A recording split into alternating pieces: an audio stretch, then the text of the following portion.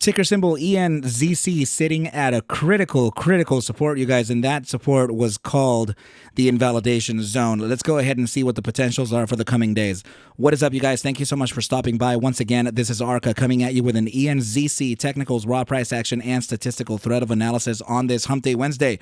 Before we get started, please make sure to subscribe to the channel, like the video, and share the video with a friend so that you and them could consider joining our trading community in Discord called ARCa Bulls. With that said, let's dive right into the charts. Okay, you guys, so the reason why I have the daily volatility versus momentum backtest up, although that this signal was already matured, and this is honestly how we were able to see that the top side was already met, right? So this is critical for us to kind of take a note of, because volatility is now starting to contract.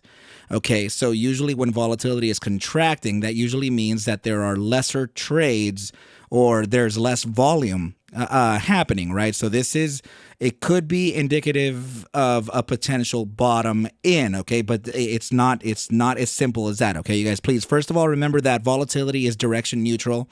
It is paired with stochastic momentum or a momentum-based indicator in order for us to kind of gain that bias, right? For the asset, for the direction of the asset.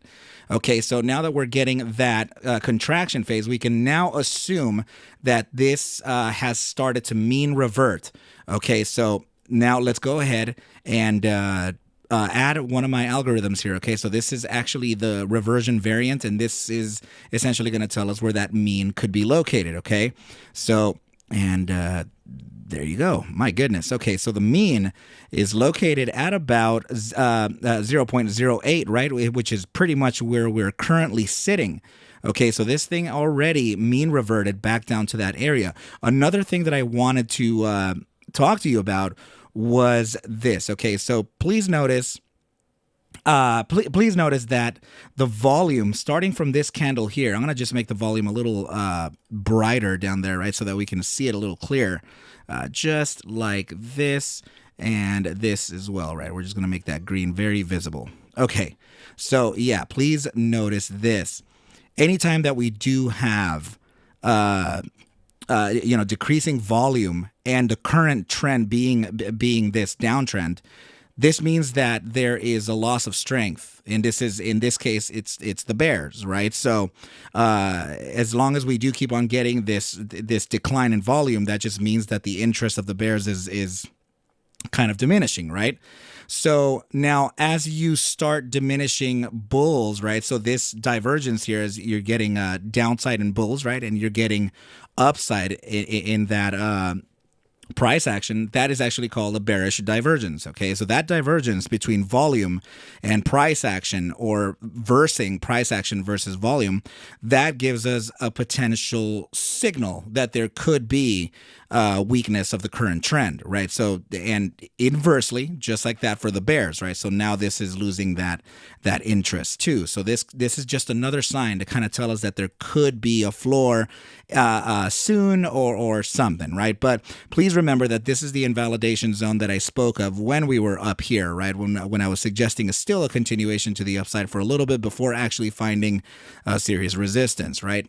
So this invalidation zone, the reason why we want to keep this in mind is because this is where we actually made the first stop before continuing on to another impulsive upside, right? So if we were to fail this invalidation zone, all of these zones then turn into a very strong area of resistance, and then our nearest support would actually be located between the range of about 650 and 672. Okay, so that's going to be a temporary support.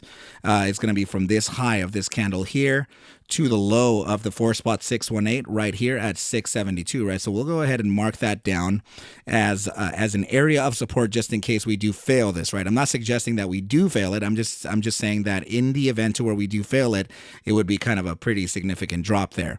Okay, you guys. So I want to point out something very, very curious, though. Okay, so if you can, let me hover over this candle here, right? And please take a look at the L right up here, right? So as I hover over it, you can see the L is at a 0.0781. And it's very curious because these targets, all of these were actually used via this inverse Fibonacci ratio, right? These are the geometric targets that we were talking about, and this is how we were able to see our potential supports and invalidation zones. Okay, so now yes, so we have that 781 bottom. Please notice here that the 4.618 was suggesting a 780 bottom.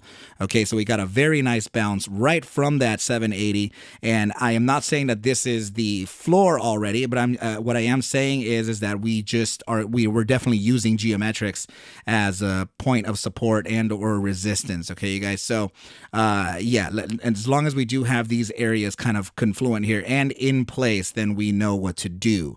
Okay, you guys. So now let's move on to the next chart, as I do have some other things to show you. Okay, so in the 3-day time frame, this is the Gaussian channel, right? So this is a statistical read, a metric, in order for us to kind of use for a potential retracement or supports or breakouts signals, right? So in this case, yeah, anytime that we have used the Gaussian channel as a support from upside of the mean band, which is this middle band, we have gotten some pretty nice moves to the upside, right?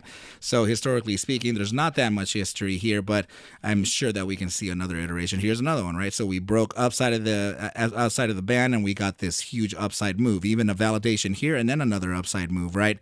So, and then if we can look at the current iteration, you can see here clearly that we actually did get that break upside of it. We validated this support and then continue on to a pretty nice upside.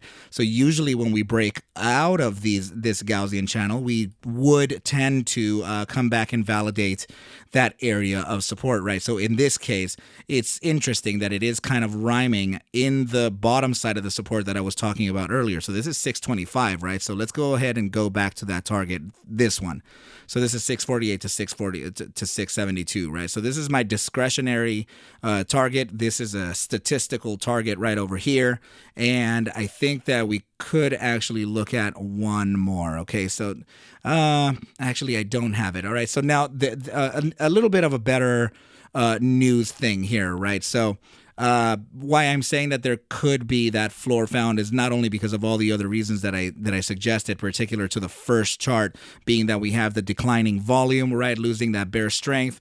We're in the invalidation zone. We're kind of bouncing off of that geometric 4.618 golden mean.